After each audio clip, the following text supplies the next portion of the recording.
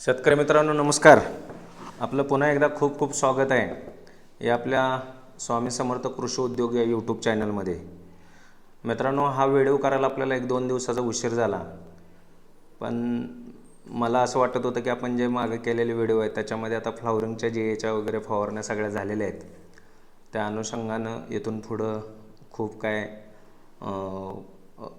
दिवसावर किंवा त्या स्टेजेसवर करायला लागलं असं काम नाही, पण खूप लोकांचे फोन आले त्यामुळं आपण हा व्हिडिओ करत आहे.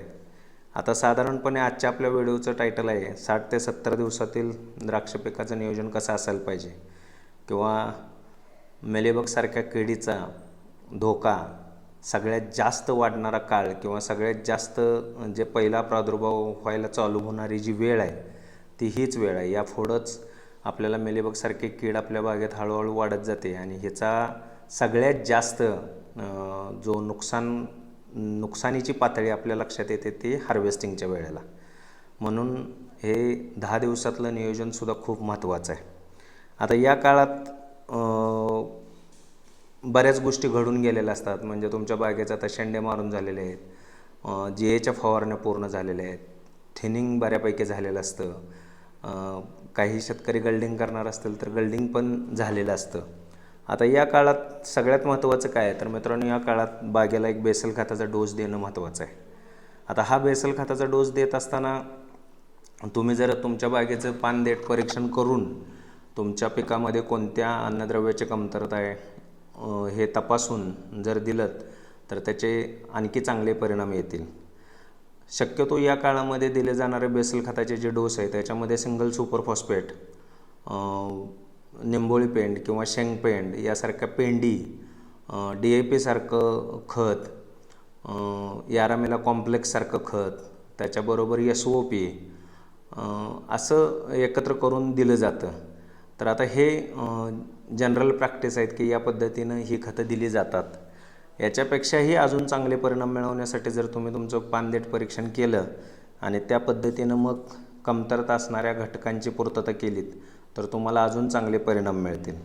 आता या काळात मित्रांनो, द्राक्ष पिकाला पाण्याची खूप आवश्यकता असते, कारण मण्याची लांबी आणि फुगवण म्हणजे मण्यांचा जो विकास आहे तो या काळात खूप झपाट्यानं होत असतो आणि द्राक्ष पिकाची पानंसुद्धा खूप मोठी झालेली असतात. आपल्याकडं आत्ता जे वातावरण आहे या वातावरणानुसार बाष्पीभवनाचा वेग जास्त आहे, कारण खूप कडक ऊन पडत असल्यामुळं, तापमान खूप जास्त असल्यामुळं, बाष्पीभवनाचा वेग जास्त असल्यामुळं या काळामध्ये द्राक्ष पिकाला पाण्याची गरज खूप जास्त आहे. आणि त्या पाण्याची गरज जर तुम्ही पूर्ण केली तर तुम्हाला अपेक्षित परिणाम मिळतील. या काळामध्ये कोणत्याही कारणानं जर तुमच्या बागेमध्ये द्राक्षवेलीला पाण्याचा ताण पडला तर तुमच्या मण्याची फुगवण आणि लांबी याच्यावर त्याचा परिणाम दिसू शकतो. म्हणून या काळात शक्यतो पाण्याचा ताण पडायला नाही द्यायला पाहिजे. आता या काळामध्ये कोणत्या प्रकारच्या रोग आणि किडीचं व्यवस्थापन करणं गरजेचं आहे तर या काळात सगळ्यात महत्त्वाचं जो रोग आहे तो आहे पावडर मिल्ड्यू, म्हणजे ज्याला आपण बुरी असं म्हणतो. तर सगळ्यात जास्त जो आपल्याला त्रास देणारा किंवा नुकसान करणारा रोग या काळात वाढतो तो म्हणजे बुरी. आणि जर अधिक कोंदट किंवा पावसाळी असं झालं तर डावणीसुद्धा आपल्याला त्रास देऊ शकतो. तर या काळात तुम्ही बुरी रोगासाठी आणि डावणी रोगासाठी, बुरी रोगासाठी शक्यतो जास्त फोकस करणं गरजेचं आहे. डावणीसाठी अगदी 10 ते 15 दिवसातनं तुम्ही एखादी फवारणी जरी घेतलीत तरी चालण्यासारखं आहे, पण बुरी रोगासाठी अगदी 7 ते 8 दिवसाच्या आतमध्ये तुमची फवारणी होणं गरजेचं आहे. सगळ्यात महत्त्वाचं मित्रांनो समजून घ्यायचं आहे की या काळामध्ये आपल्या फवारण्या खूप कमी झालेल्या असतात. आपण 2-2, 3-3 दिवसाचे गॅप टाकायला लागलेलो असतो. आपल्या बागेत कीटकनाशकांचं फवारणी ज्या प्रमाणात याच्या अगोदर होत असते त्या पटीत होत नाही. परिणामी या काळात बागेमध्ये किडींचं धोका वाढण्याची शक्यता असते. आणि गेल्या 4-5 दिवसातलं वातावरण बघितलं आपल्याकडं तर खूप साऱ्या बागेमध्ये पानांच्या वाट्या झालेल्या दिसतात. मग अगदी तो प्लॉट 16-17 दिवसाच्या पुढं फ्लावरिंग पास झालेल्या प्लॉटमध्ये सुद्धा पानांच्या वाट्या झालेल्या दिसतात आणि खूप सारे शेतकरी या बाबतीत कन्फ्यूज आहेत की हे नेमकं काय झालं आहे. मग खूप लोक त्याला पोटॅशच्या फवारण्या घेत आहेत. पण सध्या जे वातावरण आहे ते किडीसाठी खूप पोषक आहे आणि या किडीसाठी पोषक असलेल्या वातावरणामुळं आपल्या बागेमध्ये आता थ्रिप्स आणि हिरवा तुडतुडा याचं प्रमाण खूप मोठ्या प्रमाणावर वाढलेलं आहे. आणि या दोन किडीच्या इन्फेक्शनमुळं किंवा या दोन किडीच्या प्रादुर्भावामुळं आपल्या बागेतील पानांच्या वाट्या होत आहेत. तर या काळात तुम्ही थ्रिप्ससाठी चांगली फवारणी घेणं गरजेचे आहे, हिरव्या तुडतुड्यासाठी चांगली फवारणी घेणं गरजेचे आहे. आणि सगळ्यात महत्त्वाचं मित्रांनो, मी जसं म्हटलं की 60 दिवसाच्या पुढं थोडं द्राक्ष बागायतदार रिलॅक्स होतो आणि त्याच्या फवारणीचा फोकस थोडा हलतो म्हणा. आणि यामुळं जसं तुमच्या तापमान वाढत जाईल आणि ढगाळ वातावरण असेल अशा काळामध्ये सगळ्याच किडींच्या वाढीसाठी किंवा त्यांच्या प्रजननासाठी एक पोषक वेळ तयार होते. आणि हीच पोषक वेळ मिलीबग्स किंवा तुमची खोडकीड यांच्यासाठी सुद्धा तेवढीच फायदेशीर किंवा फेवरेबल अशी कंडिशन निर्माण झाल्यामुळे त्यांच्याही वाढीचा वेग वाढतो.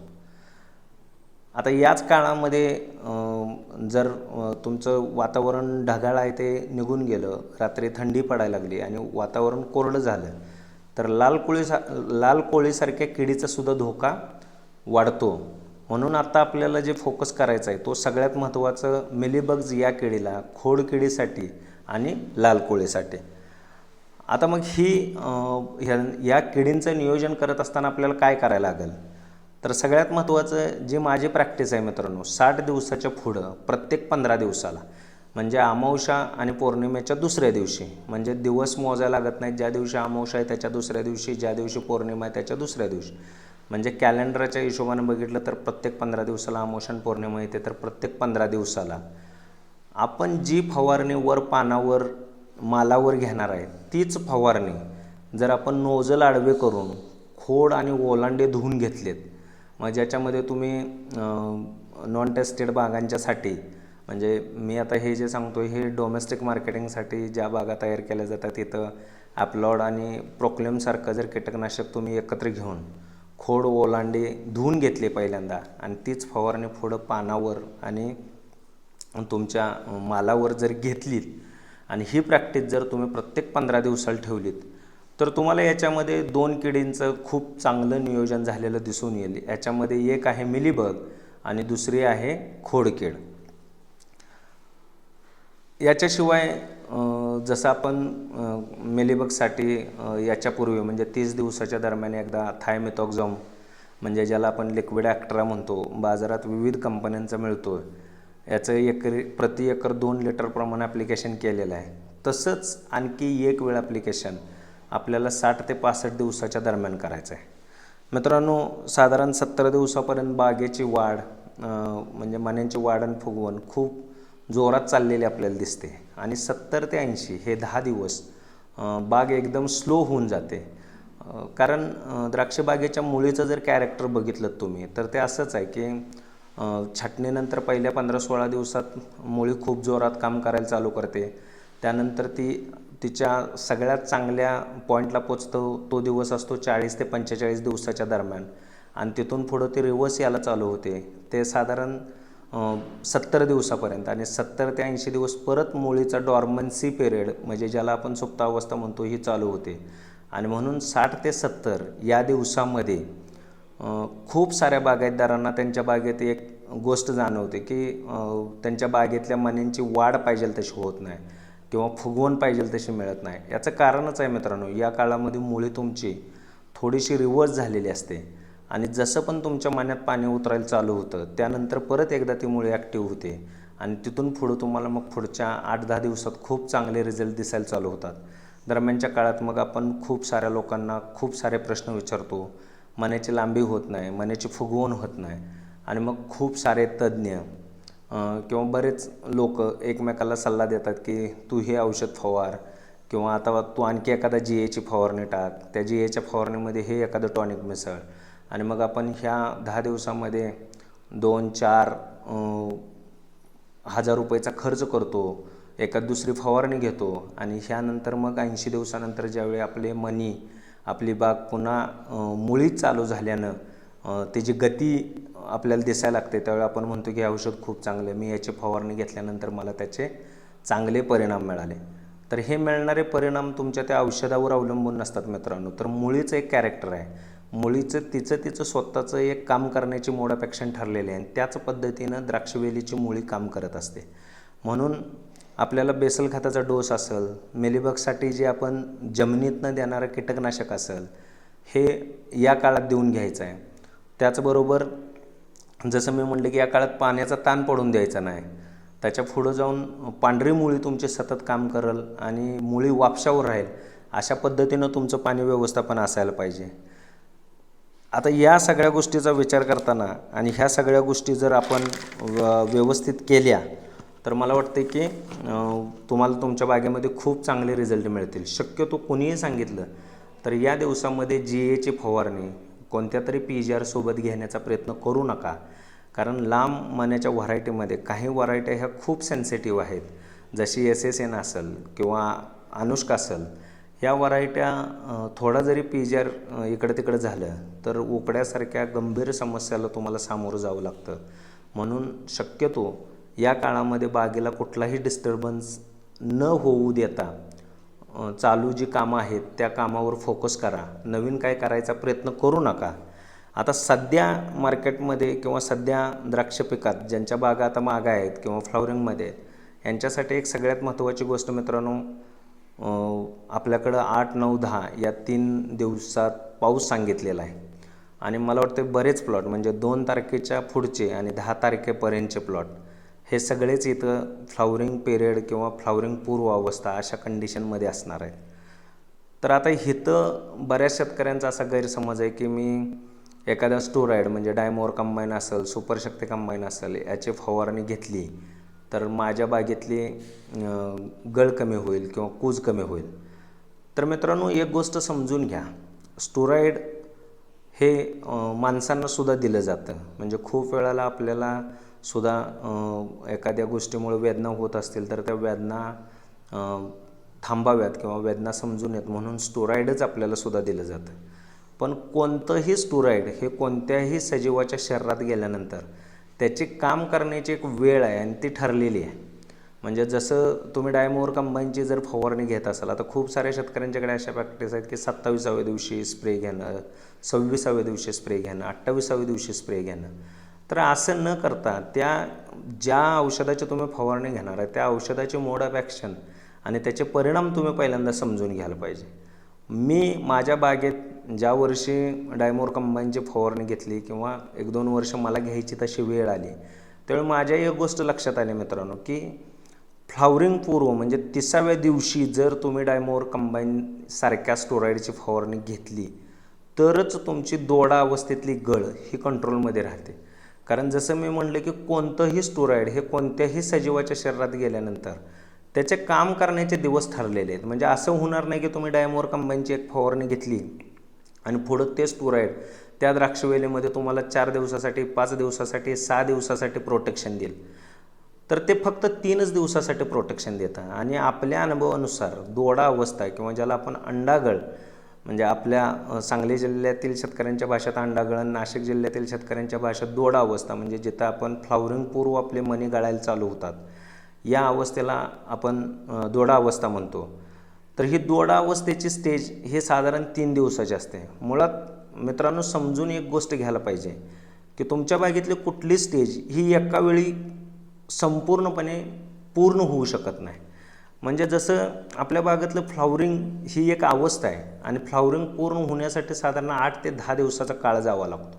मग 32व्या दिवशी आपण जरी GAची पहिली फवारणी घेत असेल तर शेवटची GAची फवारणी घेण्यासाठी आपल्याला 40वा कदाचित 41-42वा दिवस पण येतो. मग हे कशामुळं होतं? तर हे होतं तुमच्या बागेत तुम्ही छाटलेली काडी, त्या काडीचा फुटलेला डोळा, त्या काडीची जाडी, त्या डोळ्याचा क्रमांक यानुसार ह्या स्टेजेस मागं पुढे येत असतात. तशीच दोडा अवस्था स्टेजसुद्धा एका दिवसात आली आणि 3 दिवसात संपली असं होणार नाही. मग काही बागेतील घडांची अवस्था एका वेळी येईल आणि ते संपल. पण काय म्हणजे अगदी असं आपण पर्सेंटेजमध्ये विचार केला 100%पैकी अगदी 40% घडांची अवस्था चालू झाली आणि संपली 3 दिवसात. त्यानंतर पुढच्या 40% घडांची अवस्था चालू होईल, त्यानंतर 20% घडांची अवस्था चालू होईल. म्हणजे दोडा अवस्था ही स्टेजसुद्धा 5 ते 6 दिवस अगदी 8 दिवसापर्यंत चालणारी स्टेज आहे. त्यामुळं असं कन्फ्युजन करून घेऊ नका की मी एखादी फवारणी घेतली आणि त्याच्यामुळं माझी गळ झाली नाही किंवा त्याच्यामुळं माझी कूच झाली नाही. तर असं होणार नाही. या काळात आपल्याला खूप विचार करून फवारण्या घ्याव्या लागतील, वातावरणानुसार फवारणीचं नियोजन करावं लागेल.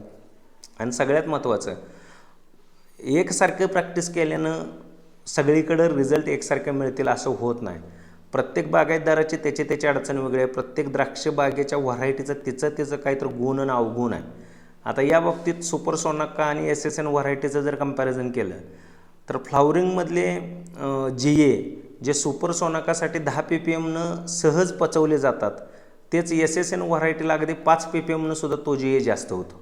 म्हणजे असं प्रत्येक व्हरायटीचं काहीतरी तिचं स्वतःचं स्ट्रेंथ आणि विकनेस आहे. तर ही स्ट्रेंथ आणि विकनेस आपण समजून घेऊन आपल्या बागेत येणाऱ्या अडचणीवर आपल्याला काम करायला पाहिजे. आता जसं मी मागं म्हणलं तसं मी ह्या ज्या प्रॅक्टिस सांगतो ही मी माझ्या शेतात केलेले प्रयोग आहेत, मला आलेले अनुभव आहेत.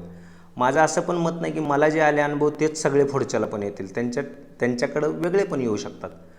तर मित्रांनो, या पद्धतीनं आपल्याला ह्या पुढच्या 10 ते 20 दिवसात काळजी घ्यायची आहे. आणि सगळ्यात महत्त्वाचं, आत्ताचं वातावरण हे हिरवा तुडतुडा आणि थ्रिप्ससाठी खूप पोषक आहे. आणि यानंतर आपल्याला मेलीबग, खोडकीड आणि लाल कोळी या किडीवर जास्त फोकस करायला लागणार आहे. तर मला वाटतं माझा हा प्रयत्न सर्वसामान्य शेतकऱ्यांच्या ज्ञानात भर पडावी म्हणून आहे. माझा हा प्रयत्न जर तुम्हाला आवडत असेल, माझे व्हिडिओ तुम्हाला समजत असतील तर माझ्या चॅनलला सबस्क्राईब करा, माझे व्हिडिओ जास्तीत जास्त लोकांच्यापर्यंत शेअर करा. आणि तुम्हाला कोणत्याही प्रकारच्या समस्या असेल तर मला फोन करा. माझा मोबाईल नंबर आहे 9923 835 879. आणि आपल्या चॅनलचं नाव तुम्हाला माहीतच आहे, स्वामी समर्थ कृषी उद्योग तासगाव. धन्यवाद.